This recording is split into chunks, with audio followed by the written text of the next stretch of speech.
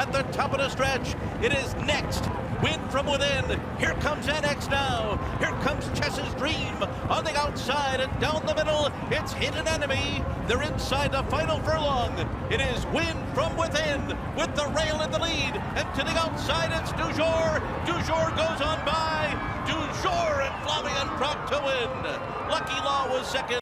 Welcome back to Racing Rundown. On this video, we're going to be previewing the Grade 1 Belmont Derby, the final Grade 1 at Belmont Park Spring Summer Meet. And this is a very interesting race to look at. I don't, again, like the Belmont Oaks, I don't really think there's going to be too much money to be made in here. I do think that this weekend at Belmont Park is a chalk fest, but there are good horses in here. It is a very interesting race, and we will talk about all 9 of those horses. And we'll start off with the number 1 horse, Palazzi, for Mark Casse. This horse has run some good races in his career. He was second in his last start behind Cellist, who was a horse that I had some positive things to say about, or I will have some positive things to say about, I should say.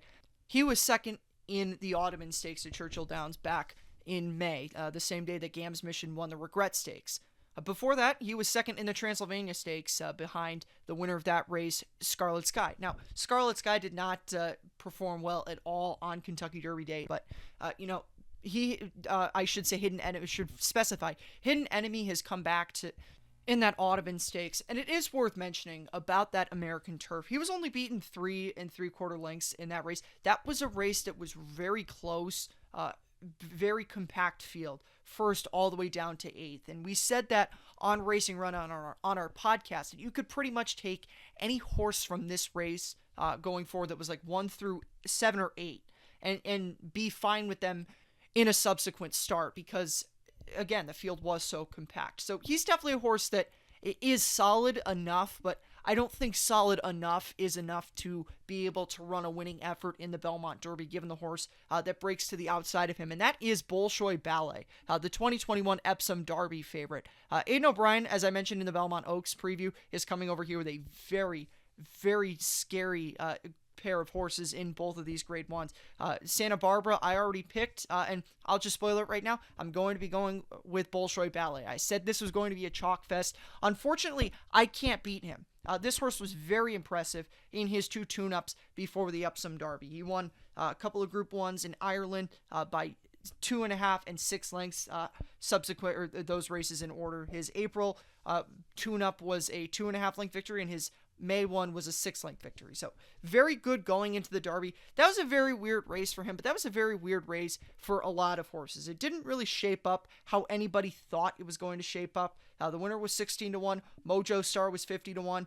So the horses that didn't really have the backing didn't really fire in the Epsom Derby. But this race is a lot different than the Epsom Derby. And I feel a little bit stronger about Bolshoi Ballet than I do about Santa Barbara. Obviously, I picked Santa Barbara, so I think she's going to win. But if you asked me and told me pick which one of these 2 horses is going to lose, I would say Santa Barbara would be the one that I would pick to lose over Bolshoi Ballet. These are solid American turf horses, but I don't know how good any of them really are, and I don't know if they can stack up to Bolshoi Ballet. So I'm not going to be going with Bolshoi Ballet here. If he runs back to that start that he had before the Epsom Derby, he's going to be just fine. I think he'll be just fine over here.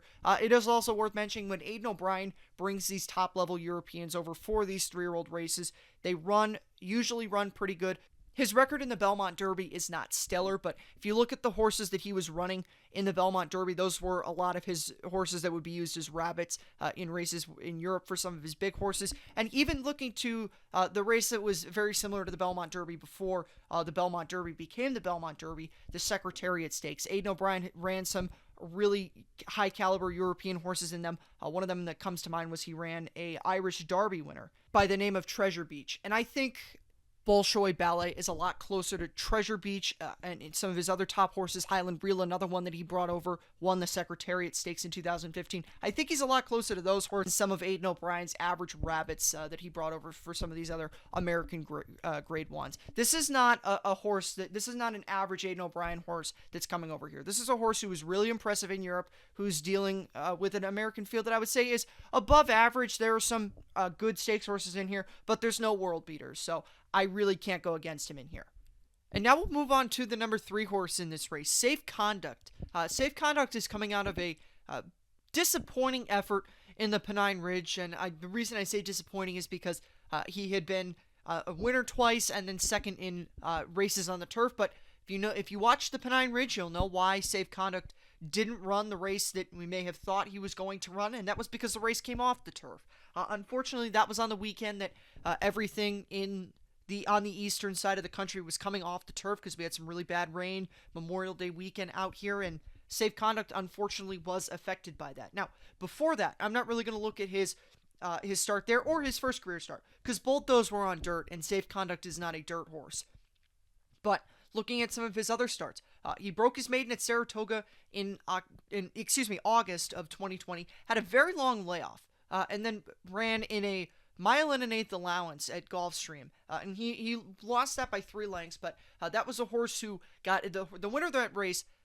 Basically merry-go-rounded. The 1-2 horses merry-go-rounded it the whole way. It was basically a merry-go-round for the entire race, 1 through 4, with the exception of you flip-flop the 3rd and 4th place horses. The 4th place horse was 3rd most of the way, and the 3rd place horse was 4th most of the way. But that was a good enough comeback for him. And then the race that I really, really liked from Safe Conduct was his effort in an allowance at Belmont Park the day after the Kentucky Derby. And he won that allowance race by 2.5 lengths, and he beat some really solid horses underneath him. Public Sector was one of the names of the horses that he beat.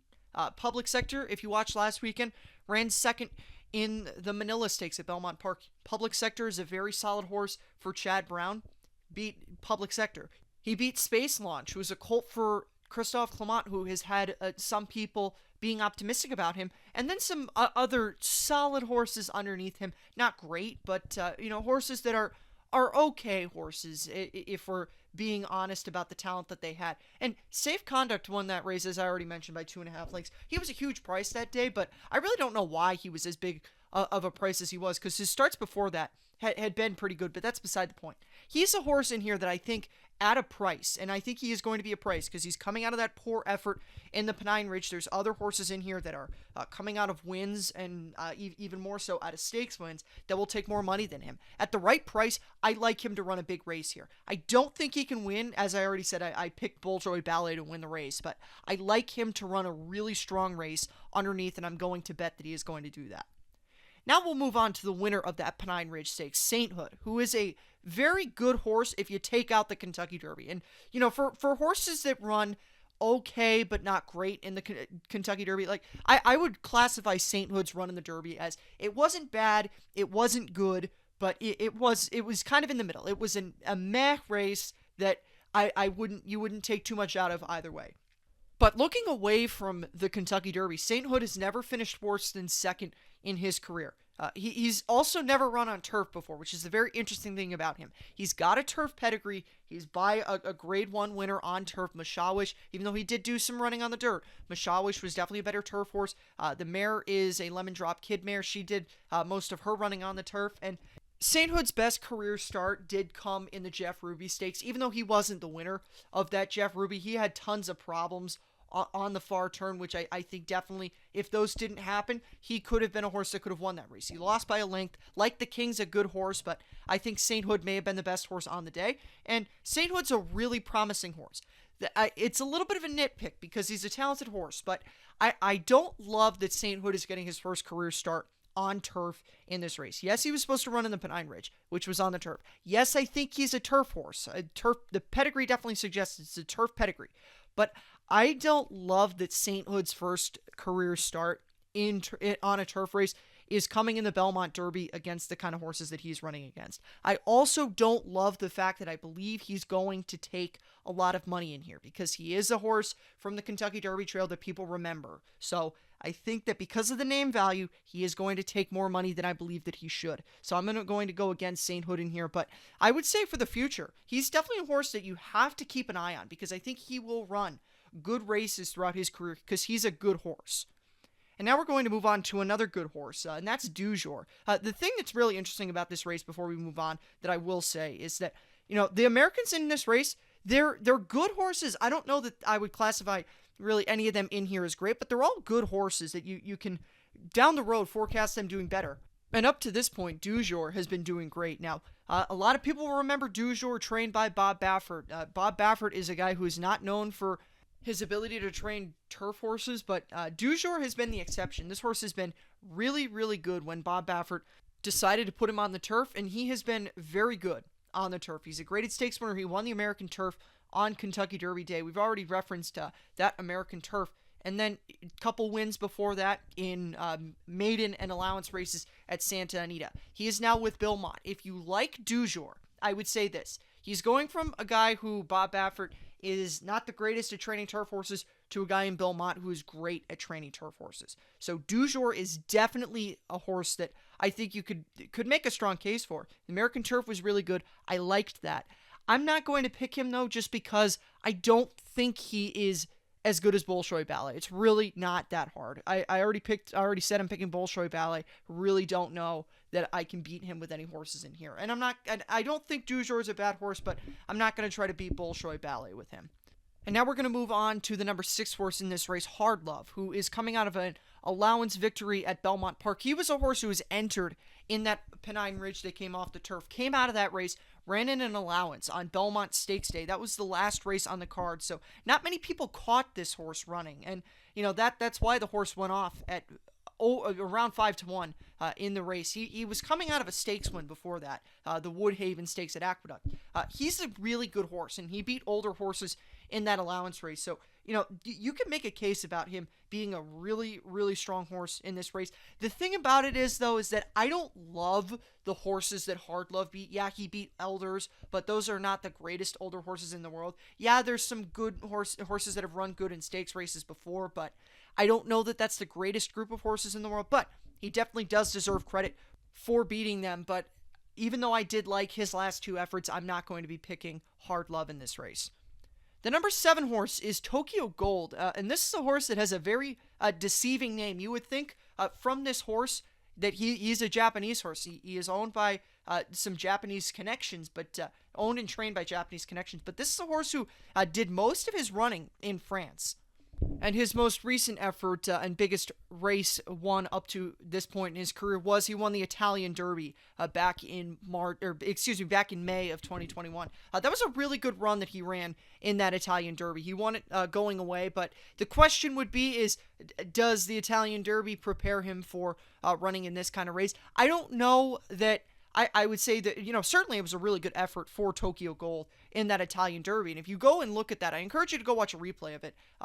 It is available on YouTube, which is a good thing. So if you want to judge that, it was a very impressive victory for him there. But I don't know how much the Italian Derby prepares him for running against these kind of horses. And I think that American horses, while they do get some flack when they get compared to horses overseas, I don't know how much the Italian Derby would prepare a horse like Tokyo Gold for winning a Grade 1 in the United States. But if you really liked that win, I did consider giving him a shot underneath in this race because that was a very nice win that he had in the Italian Derby. But I'm ultimately going to look elsewhere for horses that I think could be some value in here. And now we're going to move on to the number 8 horse in here, and that is Cellist for Calumet Farm. This is a horse who's coming out of a stakes win in the Audubon Stakes. Since his first career start, which was back in January of this year, he's rattled off 3 really nice wins. A maiden victory, he was second in an allowance race, and then he's a stakes winner in the Audubon Stakes. And the very interesting thing about his second place allowance at Keeneland was he had a very bad start. Cellist is a horse who wants to lead. That's how he won the Audubon Stakes, and that's how I would expect him to run here. And if he's going to win this race, he's going to need to be forwardly placed. He was also forwardly placed in his maiden breaking effort. So he needs to be forwardly placed, and he was not, and he still ran good in there in that allowance at Keeneland. He's a horse that I like in terms of his talent, but I don't know that I'm ready to say that he can run a winnable race here. He is going to be forwardly placed, though, and depending on how the pace situation works out, he could work out a good trip and run a fairly solid race underneath in here. But I don't think he's a win candidate. I think he's a horse to look at for the future. And the final horse in here is Hidden Enemy. He's a horse I'm going to be playing against. He's only got 1 win in 8 career starts. He's run some okay races in his career, but he's never really run that good overall. And he's got a good pedigree, but that's about all he has. His runs in the American turf and the Audubon were fine, but they weren't anything to write home about. And, you know, at the end of the day, he's lost a lot of races in his career, and I don't really see him being able to replicate or to make a further step and win or run a good race in the Belmont Derby. So I'm going to be playing against him, the last horse, in this race. So that gets to my picks for the Belmont Derby. My pick on top is obviously going to be the Epsom Derby favorite, Bolshoi Ballet. For second, I'm going to go with Safe Conduct. I really like his career progression up to this point. So he's going to be my second horse. And for third, because I don't want to leave out one of the more highly touted horses in here, I'm going to put Jour in there just because Jour, I think, does have a lot of talent. So that's my top three in the Belmont Derby. Make sure to check out our preview of the Grade 1 Belmont Oaks. That's also on this card. Make sure to also subscribe here on YouTube to Racing Rundown as well as to our podcast. We'll see you next time. Have a good one, and if you do play this race, good luck. Royal Prince coming after Cellist. They're off the turn 1-2. Like the King is there. Palazzi comes down the center of the course. Hidden Enemy gives way down toward the rail. There's one furlong to go, and Cellist is still there. Cellist opens back up, now by 2. Royal Prince has lost second to Palazzi. Palazzi's coming after Cellist. Time is running out. Still Cellist in front. Palazzi flying finish, second best.